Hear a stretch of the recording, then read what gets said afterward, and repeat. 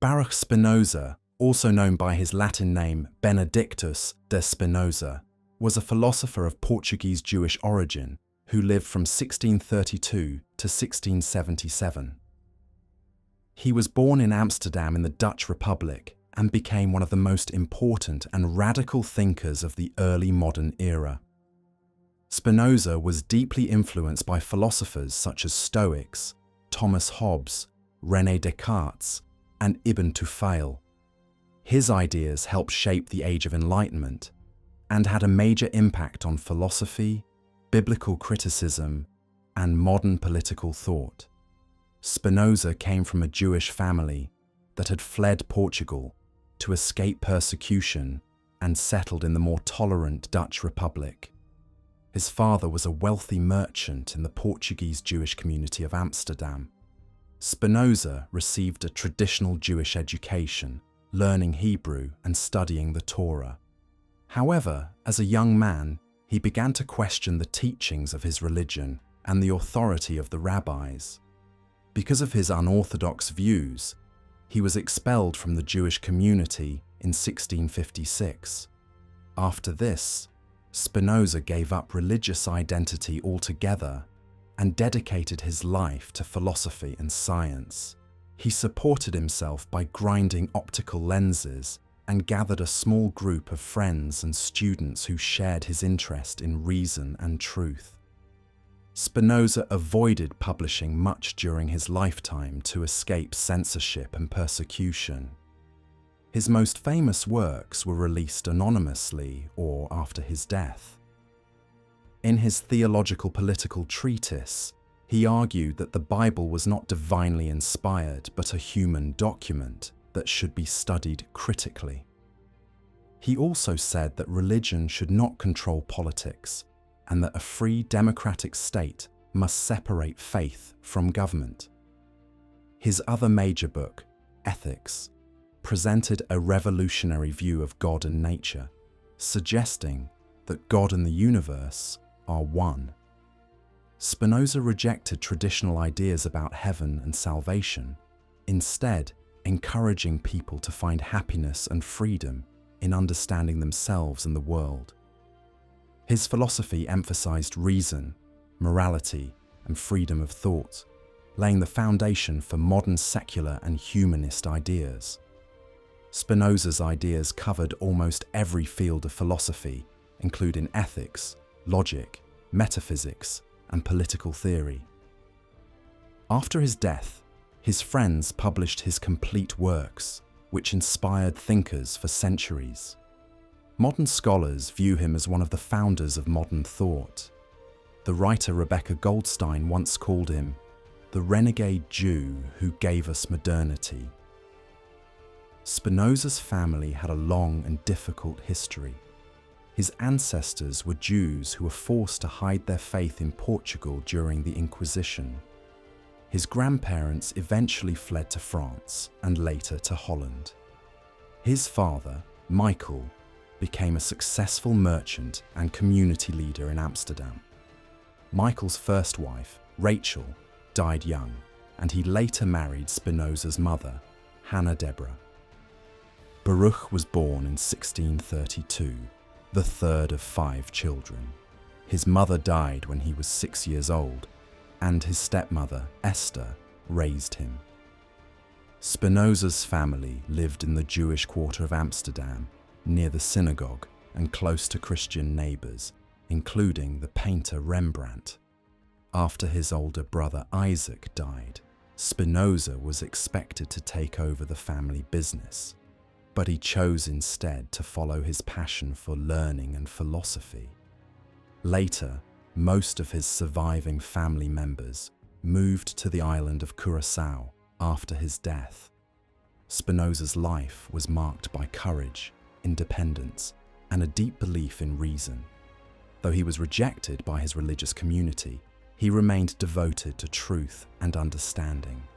His works continue to influence philosophy, science, and modern views on freedom, religion, and morality.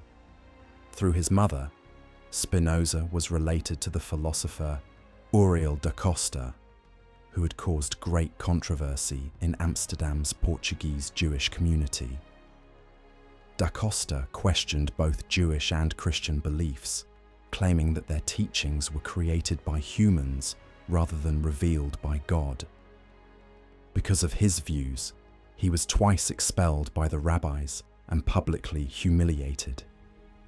In 1639, he was forced to lie on the ground while other worshippers stepped over him as a sign of disgrace. The next year, he took his own life. Although Spinoza was a child when da Costa died, he later heard stories about him. Scholars believe da Costa's ideas deeply influenced Spinoza's thinking, especially his doubts about religious authority, the immortality of the soul, and the authorship of the Bible. These ideas continued to be discussed in Amsterdam's Jewish community for years and helped shape Spinoza's questioning mind. Spinoza attended the Talmud Torah school near his home, where he was taught by Rabbi Saul Levi Mortera. Students learned Hebrew, Spanish, and the main religious texts. Spinoza's name disappeared from school records after the age of 14, suggesting that he left school early, probably to help in his father's business. When his older brother died in 1649, Spinoza had to take on more responsibility. During the First Anglo-Dutch War, English forces captured many of the family's trading ships, leaving the business in serious debt. When his father died in 1654, Spinoza became head of the family and took charge of both family duties and business matters. He continued to support the synagogue and attend services, but by 1655 the family's wealth was gone and the business had collapsed. In 1656, Spinoza asked the Amsterdam city government to free him from his late father's debts, arguing that he had been too young to understand them. The court accepted his request and declared him legally clear of the debts. However, this angered the Jewish community because Spinoza had gone to city authorities instead of settling the issue within the synagogue. His action damaged his reputation and caused conflict with religious leaders. That same year, tensions reached a breaking point. The leaders of the Jewish community formally expelled Spinoza, declaring him guilty of heresy and evil deeds. The expulsion, called a herem, was the harshest ever given by the community and effectively cut him off from all contact with other Jews. Although the exact reasons were not written down, it was likely due to his open criticism of religion and his rejection of traditional beliefs. Afterward, Spinoza left the community entirely. Unlike others who had been expelled, he did not convert to Christianity or join any religious group. From 1656 to 1661, Spinoza lived quietly in Amsterdam and Leiden, earning a living by teaching and making lenses for microscopes and telescopes. He rejected any formal religious identity and believed that Jewish identity could not exist without following Jewish law. During this period, he studied Latin with Franciscus van den Enden, a former Jesuit and free thinker who introduced him to modern philosophy and the ideas of René Descartes. Spinoza's circle of friends grew to include other intellectuals and dissenters, such as Peter Balling, Jarig Jelles, Lodewijk Meyer, and Adriaan Courbag. They met to discuss philosophy and science, reading drafts of Spinoza's early works, including the short treatise on God, man, and his well-being. This small group was viewed with suspicion in Amsterdam and labelled atheists by outsiders. Despite this, Spinoza remained calm and avoided public arguments or attacks. He believed that intellectual fights were useless and preferred quiet reasoning and study. Between 1660 and 1661, Spinoza left Amsterdam and moved to the quiet village of Rijnsburg, near the university city of Leiden. There, he began to live a simple and peaceful life, supporting himself by making lenses for microscopes and telescopes. During this time, he wrote the short treatise on God, man, and his well-being. But he decided not to publish it because he feared it would anger religious and political leaders. While in Rijnsburg, he also wrote Descartes' Principles of Philosophy, which explained and analysed the ideas of the famous French philosopher. This work was published in 1663 and was one of only 2 books printed under Spinoza's name during his lifetime. In 1663, Spinoza moved again, this time to Voorburg. There, he continued working on his masterpiece, Ethics, and began writing the theological political treatise in 1665. In this book, he discussed religion, politics, and freedom of thought, arguing that the Bible should be studied critically and that religion and government should remain separate. To avoid persecution, Spinoza published the book anonymously in 1670, using a fake publisher and place of printing. However, people soon discovered who the real author was. The work caused outrage as it questioned traditional beliefs about God, miracles, and divine authority. Religious leaders attacked him, and authorities tried to ban the book, though it continued to circulate secretly.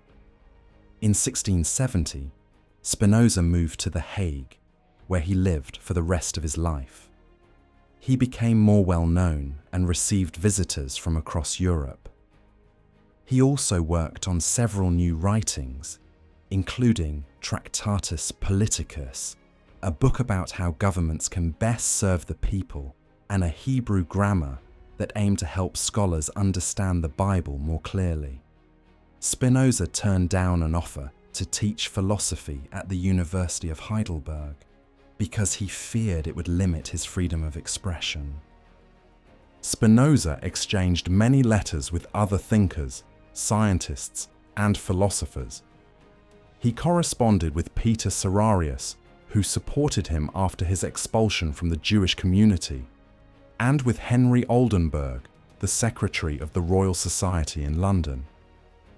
He was also in contact with Christian Huygens, one of the greatest scientists of his time, and Gottfried Wilhelm Leibniz, a famous German philosopher and mathematician who visited him in The Hague in 1676. Spinoza's letters discussed deep questions about God, nature, freedom, and knowledge, and helped spread his ideas across Europe. Spinoza lived modestly, depending on income from lens making and the financial help of friends. Because of the controversy surrounding his writings, he published little while alive. Most of his work, including Ethics, was published after his death in a collection called Opera Posthuma, secretly edited by his close friends to prevent authorities from destroying it. He used a personal seal on his letters engraved with a rose and the Latin word caute, meaning caution. In his final years, Spinoza's health worsened due to lung disease, likely tuberculosis made worse by years of inhaling glass dust from lens grinding. He died suddenly in The Hague on 21st February 1677 at the age of 44. He left no will and was buried quietly in the Nieuwe Kerk with no tombstone. Later, his remains were moved, and a memorial plaque was placed outside the church in his honor. After his death, his friends rescued his manuscripts and letters to ensure his ideas would survive. Although his works were later banned by both civil and church authorities, they continued to influence philosophers, scientists, and thinkers for generations, shaping the modern world's understanding of freedom, reason, and truth. Spinoza saw the Ethics as his life's main work and legacy. It is usually grouped with the philosophies of Descartes and Leibniz in the rationalist tradition, which holds that clear ideas can match reality as exactly as mathematics does. The Ethics is famously dense and written in a strict geometric style inspired by Euclid. Descartes was Spinoza's starting point, and Spinoza's first printed book explained Descartes' system using definitions and axioms. Yet Spinoza's aim went beyond method. From his first writings to his last, he sought the highest good and a lasting peace of mind, for individuals and for societies. In metaphysics, Spinoza argues that there is only one substance. It is infinite, self-caused, and eternal. He calls this substance God or nature. Everything that exists is a modification of this one reality. This foundation shapes the rest of his philosophy of mind, knowledge, psychology, ethics, politics, and religion. He analyzes reality in terms of substance, attributes, and modes. Substance exists in itself and is conceived through itself. Modes are dependent features and things like colors, sizes, motions, and individual beings. Attributes are what the intellect recognizes as the essence of substance, and there are infinitely many. Spinoza defines God as a substance with infinite attributes, each expressing an eternal and infinite essence. From this, he concludes that whatever exists is in God and cannot be conceived without God. Many readers have taken this as pantheism, summed up in his phrase, Deus sive natura, God or nature. Spinoza says mind and body are the same being considered under different attributes, thought and extension. So the mental and the physical are two complete ways of accounting for one and the same world. Spinoza maintains that things could not have been produced in any other way than they are. This strict determinism leaves little room for chance or free will in the ordinary sense. People feel free because they are aware of their desires, but unaware of the causes that determine them. By understanding true causes, passive emotions can be transformed into active ones. On causality, Spinoza uses the principle that every fact has a sufficient reason. He explains a phenomenon by giving its cause, and he builds these accounts into a connected system. He rejects the split between mind and body, often linked with Epicurean or Cartesian views, and leans toward a unified law-governed nature. In his theory of the emotions, Spinoza treats them as cognitive in important ways. He offers demonstrations about how they work, often giving an unsentimental picture of human motives. His ethical ideal is blessedness, a state of freedom that comes from understanding oneself and reality truly. As finite modes, we cannot reach absolute perfection, but we can attain a lesser blessedness through knowledge that culminates in the intellectual love of God. During the Second Anglo-Dutch War, Spinoza turned from the ethics to urgent questions about scripture, politics, and freedom. The theological political treatise reads the Hebrew Bible historically and linguistically, extracts a moral core from religious teaching, and argues that church authority must not rule a free commonwealth. It appeared in 1670, caused a storm across Europe, and was widely condemned. Spinoza wrote for learned readers in Latin and tried to prevent translations, but the book's author soon became known. Spinoza's unfinished political treatise sets out his views on how states can function well, and argues that democratic forms are best. He also held conventional ideas of his time about women's social role, stating briefly that they were naturally subordinate to men. Debate has long swirled around Spinoza's God. Many called him an atheist because he denies to God personality, will, and purpose, and because everything follows from divine nature by necessity. Others defend him as a pantheist or as a panentheist. Spinoza himself wrote that people were mistaken to think he equated God with a lump of material stuff. God has infinitely many attributes, of which humans grasp thought and extension. On this reading, the world is a finite mode within God, not the whole of God. Spinoza says God is an infinite intellect who knows all things and who can be the object of our highest love. Yet God does not choose, intend, or return our love as a person would. Writers have also compared Spinoza with non-Western traditions. Some have traced links to Kabbalah. Others, including early Sanskrit scholars, noticed striking parallels between Spinoza's substance and Vedanta's Brahman. Spinoza's influence has been vast. He moved in modern opinion from suspected atheist to cultural hero and a founder of secular modernity.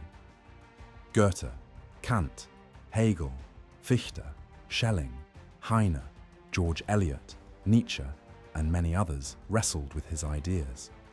Hegel famously said that in modern philosophy, one is either a Spinozist or not a philosopher at all. His expulsion from the Portuguese synagogue helped spark debates about Judaism and modern identity, and later thinkers, including Marx, Nietzsche, and Freud, drew on his work. George Santayana praised Spinoza's naturalism and wrote on his ethics. Wittgenstein echoed Spinoza in the title and some ideas of the Tractatus Logico-Philosophicus and in the phrase subspecie aeternitatis. After the war, French philosophers used Spinoza to rethink politics and causality, with figures like Althusser, Balibar, Negri, Guiraud, Macherey, and especially Deleuze, restoring his political edge. Albert Einstein said Spinoza shaped his worldview and declared belief in Spinoza's God, who reveals himself in the orderly harmony of what exists. Leo Strauss and Jonathan Israel placed Spinoza at the heart of the Enlightenment's challenge to revealed religion and absolute authority. In the Netherlands, Spinoza remains a national figure. His portrait once appeared on the 1,000 guilder note. The country's highest science award bears his name. His Tractatus Theologico-Politicus has even been placed on a parliamentary shelf beside the Bible and the Quran.